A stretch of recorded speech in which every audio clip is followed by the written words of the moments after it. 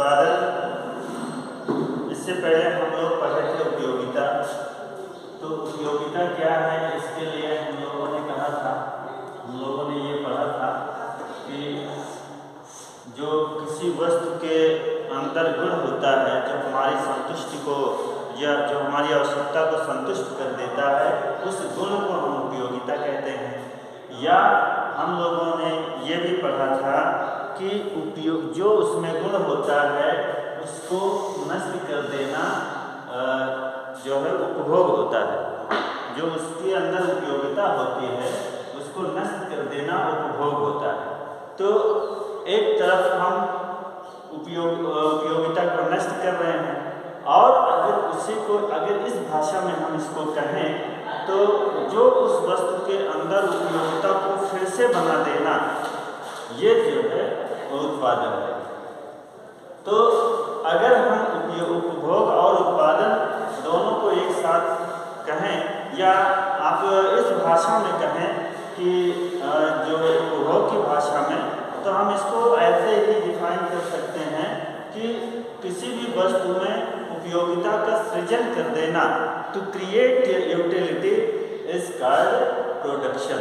और वैसे हम सामान्य भाषा में ऐसे जानते हैं कि जब भी कोई उद्योग में या खेती में कोई उत्पादन होता है तो वो हम उत्पादन, सामान्यतः उसको हम उत्पादन कहते हैं। लेकिन इकोनॉमिक्स की भाषा में तो आपको पहले तो ये समझाना है कि उत्पादन क्या है, और फिर इसको जब हम उपभोग के साथ जोड़ेंगे, उपभोग के रूप में इसकी परिभाषा करेंगे, तो वहाँ पे हम इसको ऐसे कह सकते हैं कि किसी वस्तु के अंदर उपयोगिता का सृजन करना जो है वो उत्पादन है। अब उत्पादन के साधन कौन कौन से हैं? उत्पादन के 4 साधन होंगे, आपको पहले से पता है। पहला भूमि, पूंजी, श्रम और साहस। ये जो है उत्पादन के 4 साधन हैं। इससे पहले एक और भी था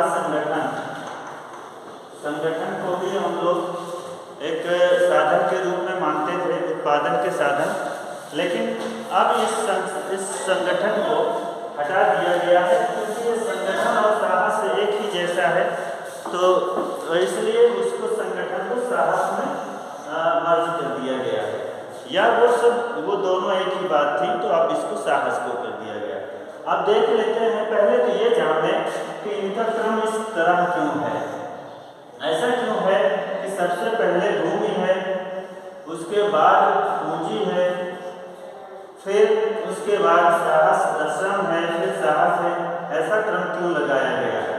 भूमि को हम लोग क्या कहते हैं? लैंड। और लैंड से क्या मिलता है हमें? लगान या रेंट। और पूंजी से क्या मिलता है हमें? इससे हमें मिलता है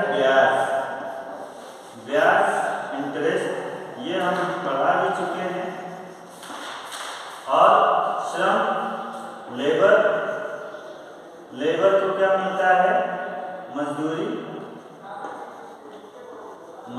को हम क्या कहते हैं? मजदूरी या वेतन, इसको हम। और साहस को मिलता है लाभ, प्रॉफिट।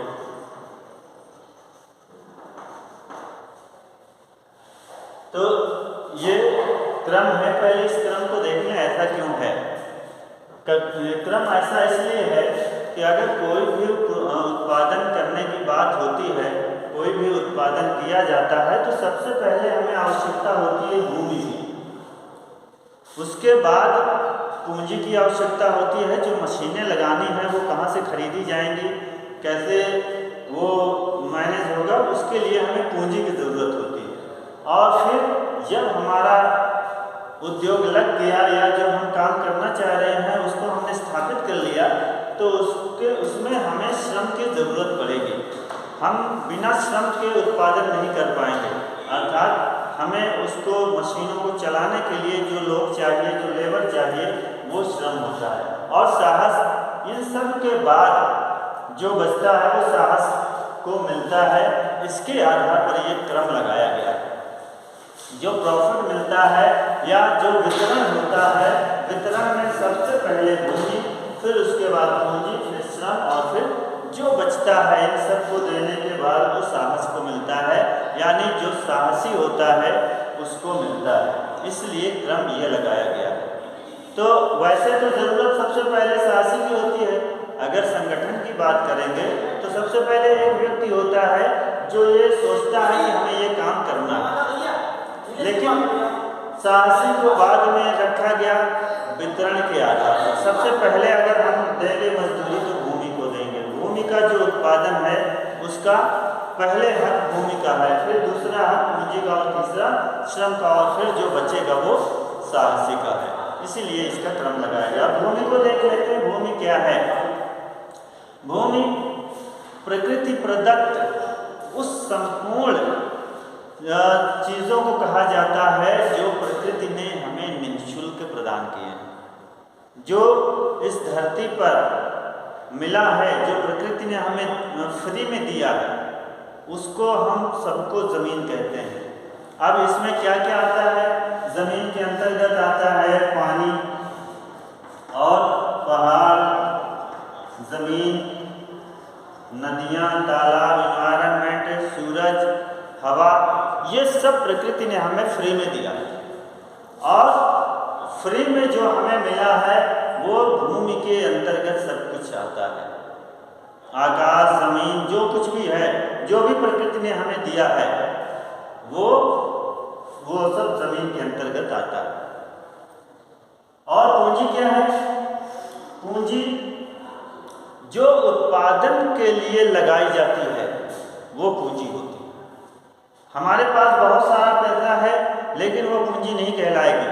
पूंजी केवल और केवल उतने ही को कहा जाएगा जितना कि उत्पादन कार्य में लगाया गया है। मान लो हमारे पास 1 लाख रुपया है, लेकिन हम 1 लाख को पूंजी में अपने उत्पादन में नहीं लगा रहे हैं, हम अपने उत्पादन में केवल 50,000 को लगा रहे हैं।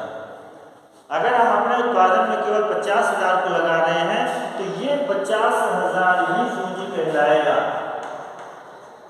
ये पूंजी नहीं कहलाएगा, ये तो हमारी संपत्ति। ठीक है? तो पूंजी हम केवल और केवल उसी को कहेंगे जिसको हमने उत्पादन कार्यों में लगाया है। ठीक है? अब श्रम की बात है। श्रम, इन दोनों के बाद श्रम आता है, मजदूर आते हैं। तो मजदूर जो व्यक्ति जो मशीनों को चलाते हैं, जो उत्पादन करते हैं, वही जो है वो श्रम या श्रमिक कहलाते हैं। श्रमिक को ही हम श्रम कहते हैं, लेबर। ठीक है? तो श्रम एक ऐसा साधन है जिसको हम परिवर्तित करते रहते हैं। मशीनों को तो हम जल्दी परिवर्तित नहीं कर सकते ना। मशीनें एक हमने अगर लगा लिया है तो अब हम उसको ये नहीं करेंगे कि अगले ही दिन 2 लगा लें, नहीं लगा पाएंगे ना। या पता चला कि हमारा प्रोडक्शन कम बिक रहा है तो हम 1 को हटा दें। पर डे तो ऐसा नहीं कर पाएंगे, लेकिन मजदूर को हम पर डे कर सकते हैं। पर डे मीन्स आगे हम लोग उसको पढ़ेंगे अल्पकाल। ठीक है? तो हम श्रम को ये सबसे समझ लो कि इन सब में सबसे ज़्यादा सस्ता होता है श्रम। ठीक है? और उसके बाद साहस। साहस वही होता है जो इन सब का संगठन करता है, इन सब को व्यवस्थित करता है। कोई भी प्रोडक्शन के लिए वो साहसी वही है जो इन सब को संगठित करता है, यानी कि लगाता है। वही लगाएगा, वही भूमि की भी व्यवस्था वही करेगा और पूंजी की भी व्यवस्था वही करेगा, श्रमिक की भी व्यवस्था वही करेगा। तो वो साहसी कहलाता है। यही साहसी जो है, इस साहस में कई लोग होते हैं। अब साहस की अगर वैसे देखा जाए तो साहस को जोखिम भरा, ये जो साहस होता है वो बहुत जोखिम भरा होता है। कभी फायदा भी हो सकता है, कभी नुकसान भी हो सकता है ना। तो इसीलिए इसको जोखिम उठाने वाला कहते हैं। साहसी को जोखिम उठाने वाला। और साहस साहसी इसलिए कहते हैं क्योंकि इतना बड़ा काम करने में हर किसी की बस की बात नहीं, सब कोई नहीं कर सकता है। बहुत से लोग सोचते हैं करना है लेकिन वो सोचते ही रह जाते हैं। जिसने साहस कर लिया ये सारे सहने का, जोखिम उठाने का, जिसने ये साहस कर लिया वो साहसी कहलाता है। वैसे समझने के लिए आप ये समझ लीजिए कि जो ये काम करता है वो साहसी कहलाता है। ठीक है, तो ये भूमि, पूंजी, श्रम और साहस ये हो गए आपके उत्पादन के साधन। अब अगर हम ये पहला तो हो गया उत्पादन, फिर उत्पादन के साधन और फिर तीसरा हम उत्पादन फलन पढ़ लेते हैं।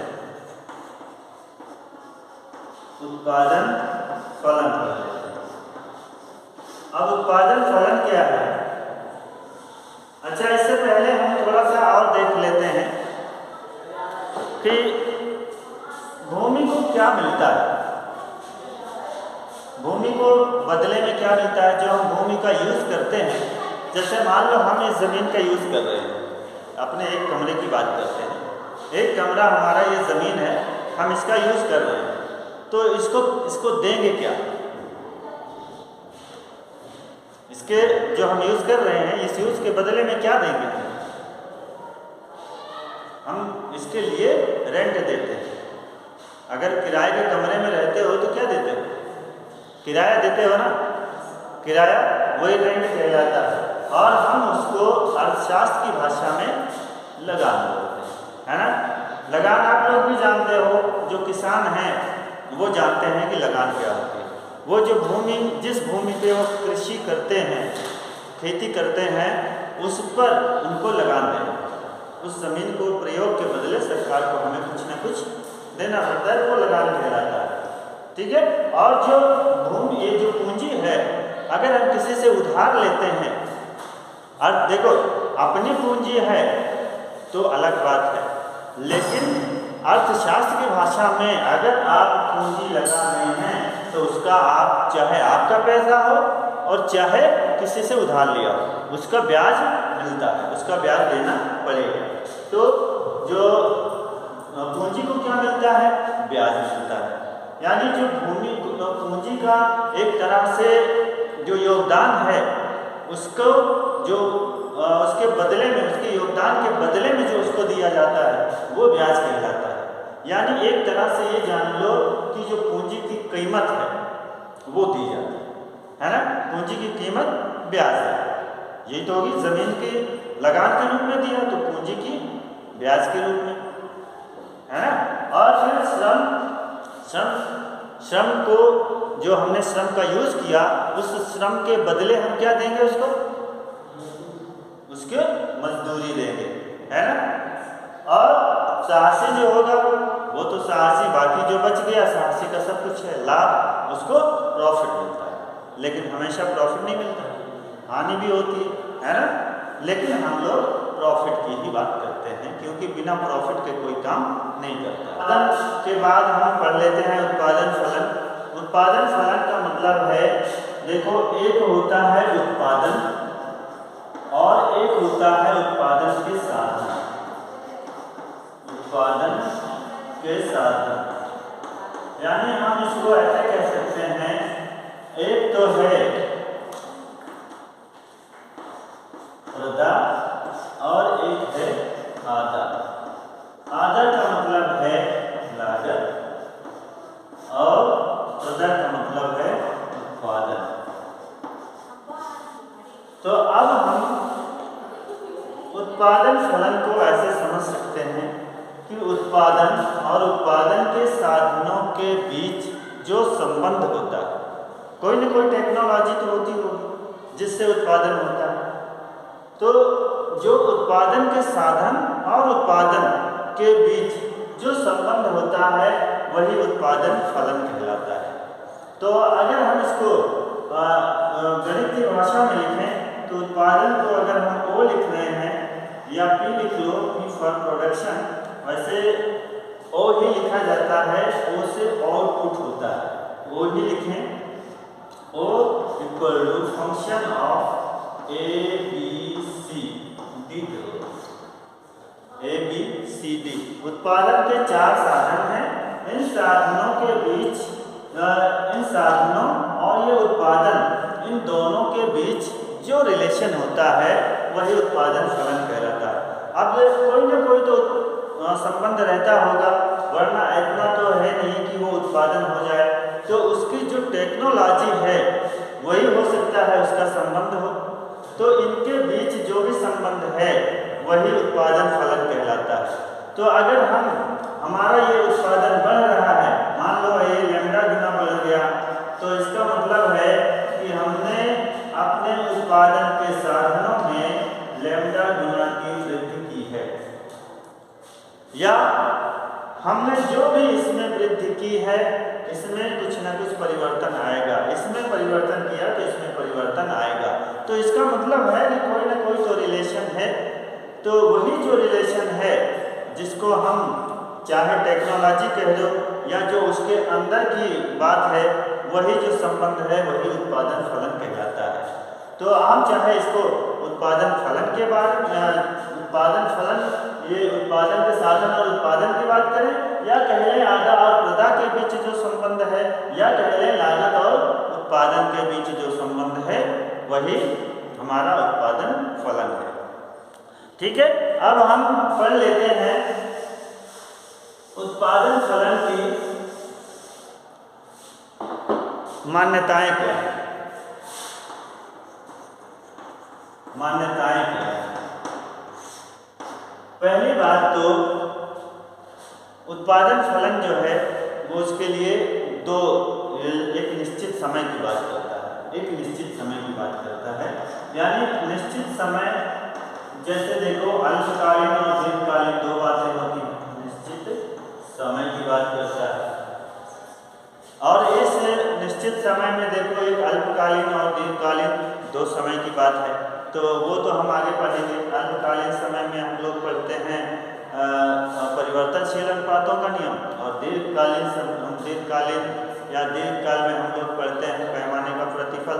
तो वो तो हम आगे पढ़ लेंगे। और दूसरी बात है, एक निश्चित टेक्नोलॉजी होती है।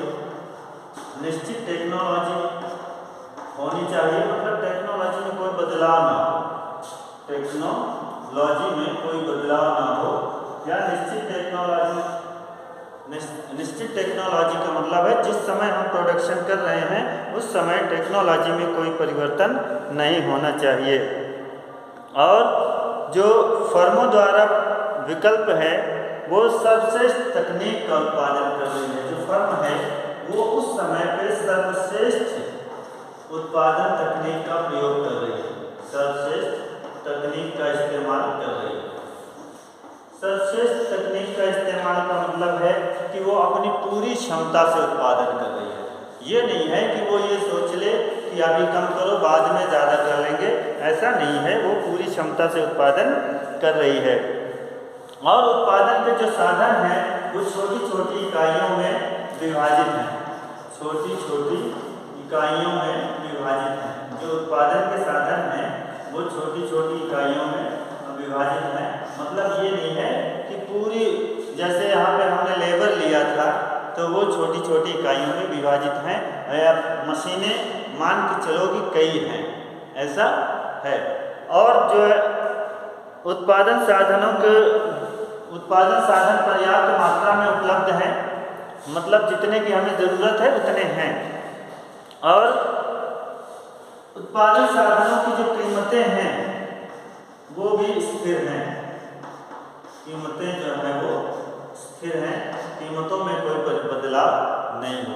तो इन मान्यताओं के आधार पर उत्पादन फलन की बात की गई है। अगर ऐसा रहा तो उत्पादन फलन उत्पादन और उत्पादन के साधनों के बीच संबंध को बताएगा। समझ में आ रहा है? और अब देख लेते हैं उत्पादन फलन की विशेषताएं। उत्पादन फलन की विशेषताएं, पहली बात तो यही है, यह एक इंजीनियरिंग धारणा है। उत्पादन फलन की विशेषताएं, उत्पादन फलन की विशेषताएं सबसे पहले तो यही एक इंजीनियरिंग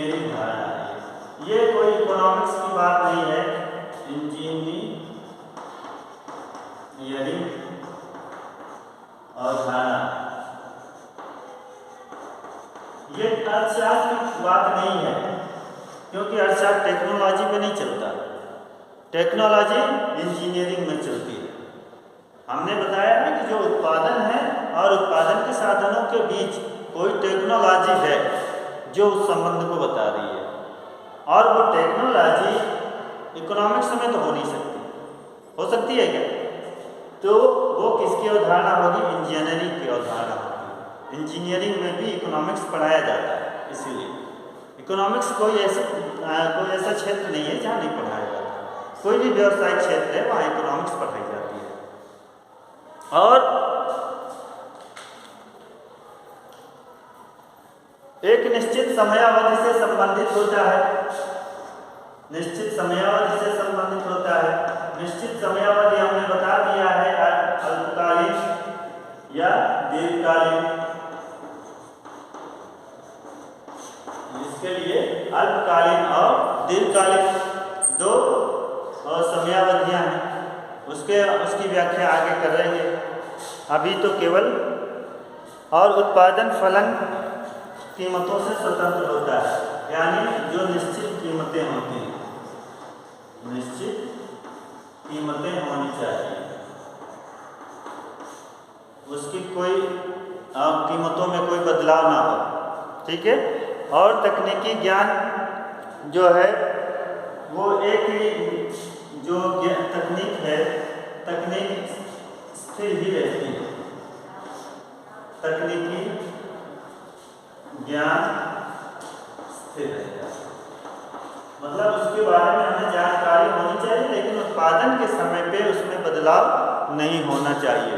तो अगर ये उत्पादन फलन की जो हमने पहले तो देख लिया मान्यताओं के बाद हमने देख लिया कि जो उत्पादन फलन की विशेषताएं हैं, उत्पादन फलन की विशेषताओं में पहले तो ये एक इंजीनियरिंग अवधारणा है, मतलब ये इकोनॉमिक्स की बात नहीं है।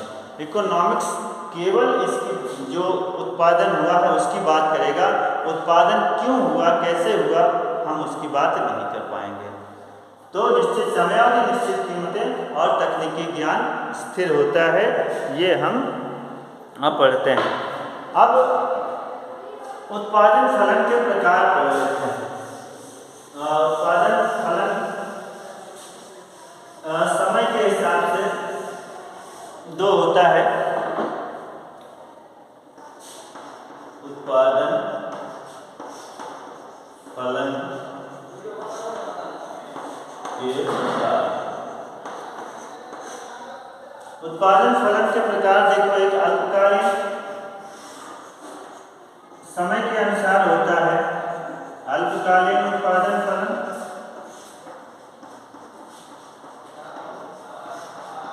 और होता है दीर्घकालीन उत्पादन फलन।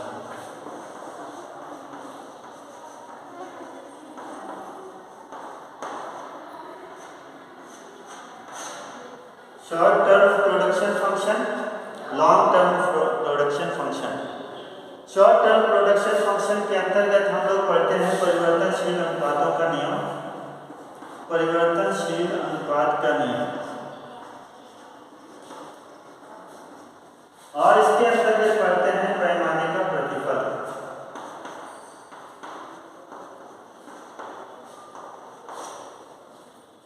परिवर्तनशील अनुपातों का नियम, अल्पकालीन उत्पादन फलन का मतलब है कि इसमें कुछ साधनों को परिवर्तनशील रखा जाता है और कुछ साधनों को स्थिर रख करके उत्पादन किया जाता है। और दीर्घकालीन उत्पादन फलन में सारे साधनों को परिवर्तनशील कर दिया जाता है, मतलब इसमें जो है हम पूरे साधनों को परिवर्तनशील करके उत्पादन करते हैं। इसका मतलब हुआ कि पूरी फर्म ही हमारी बदल जाती है,